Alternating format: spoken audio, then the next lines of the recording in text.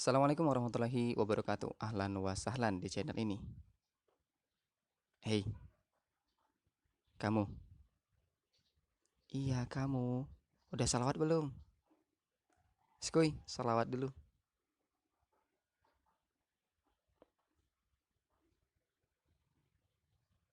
Oke, terima kasih. Check it out.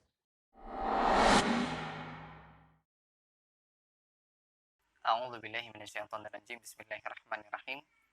Inna fi khalqis samawati wal ardi wa ikhtilafil laili wan nahar la ayatil liulil albab. Sesungguhnya dalam penciptaan langit dan bumi dan silih bergantinya malam dan siang terdapat tanda-tanda bagi orang-orang yang berakal. Quran Surat Ali Imran ayat 190. Kemudian Allah berfirman, dan di antara tanda-tanda kekuasaannya ialah menciptakan langit dan bumi dan berlain-lainan bahasamu dan warna kulitmu. Sesungguhnya pada yang demikian itu benar-benar terdapat tanda-tanda bagi orang-orang yang mengetahui. Quran Surat Ar-Rum ayat 22. Kemudian masih banyak Allah berfirman dalam Al-Quran yang mengajarkan kita untuk beriman melalui proses berpikir. Kenapa kita harus beriman dengan proses berpikir? Karena beriman dengan proses berpikir itu bisa membuat keimanan kita lebih kokoh dan kuat. Kenapa? Karena memang agama itu harus bisa masuk ke dalam akal kita sesuai dengan fitrah kita sebagai manusia, juga menenteramkan hati jika kita memahaminya.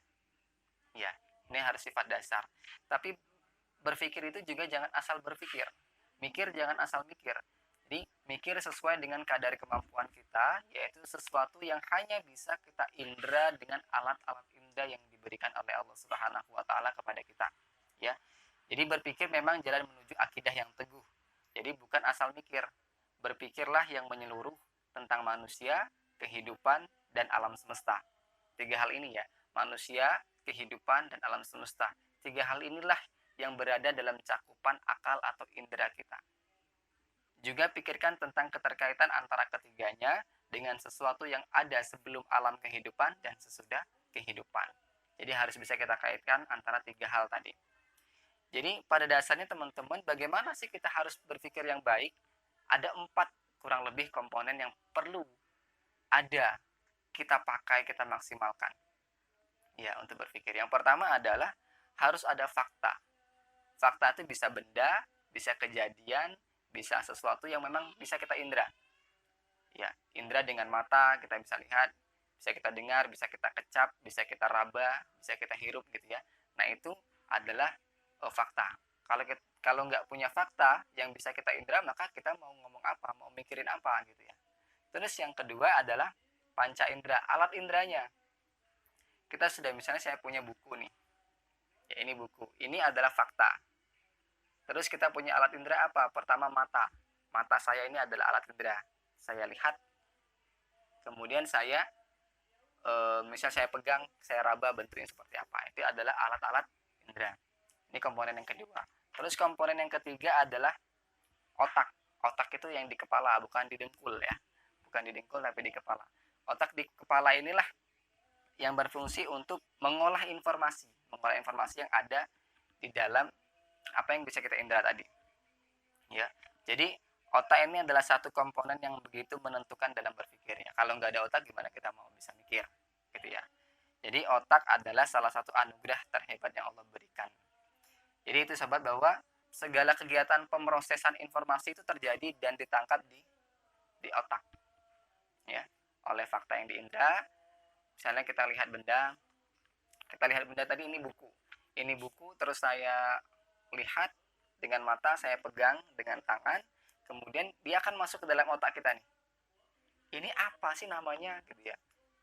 Kita belum bisa menentukan ini namanya buku ya. Kalau baru kita lihat, terus kita raba, kita indra, kemudian kita masuk ke dalam otak kita. Masih dalam diproses di sini, dia mikir nih, ini apa namanya gitu. Kemudian harus ada satu komponen lagi yang ini tidak boleh tidak, harus ada, yaitu adalah informasi terdahulu, informasi sebelumnya. Karena dengan informasi inilah kita bisa mengolah, otak bisa mengolah apa sebenarnya yang sedang kita lihat, apa sebenarnya yang sedang kita rasakan. Ya, Jadi contoh misalnya sebelum saya menyentuh ini, ya sebelum saya menyentuh ini sudah ada yang memberitahu pada saya bahwa ini namanya buku. Warnanya orange yang berisi lembaran-lembaran kertas dan segala macamnya. Ya, sudah ada. Kemudian saya berjalan dan saya melihat ini. Kemudian saya pegang, saya raba, diproses dalam otak saya. Ini apa ya? Kemudian otak akan membuka lagi data pemrosesan yang lama, yaitu bahwa dulu pernah ada yang ngasih tahu kalau ini namanya adalah buku. Akhirnya masuk, baru kita bisa sebut ini adalah buku. Nah, kurang lebih singkatnya seperti itulah cara kita berpikir agar berpikir dengan baik. Maka bagaimana mengimani Tuhan? Beriman dengan berpikir, itu tadi memahami sesuatu yang memang bisa kita indra. Alam semesta tadi, terciptanya langit dan bumi, silih bergantinya siang dan malam, gitu ya. Kemudian ada berlain-lainan warna kulit dan bahasa, itu semua adalah dibuat oleh Tuhan, pencipta. Nah, maka itu harus kita pikirkan. Kalau kita nggak memikirkan itu, ya keimanan kita bisa jadi rapuh dan tidak kuat, sahabat. Saya contohkan di video sebelumnya bahwa orang Arab Baduy, ketika dia ditanya di mana Tuhan, dia akan menjawab, di mana ada kotoran unta, di situ pasti ada unta. Nah, jadi bisa kita simpulkan bahwa di mana ada ciptaan, di mana ada sesuatu, pasti di situ ada sesuatu yang menciptakan. Ya. Contoh kenapa teman-teman bisa nonton TV? Apakah TV ada dengan sendirinya? Tidak, TV itu dibuat dan ada pencipta. Nah, di sini pentingnya kita memahami keberadaan pencipta. Gitu ya.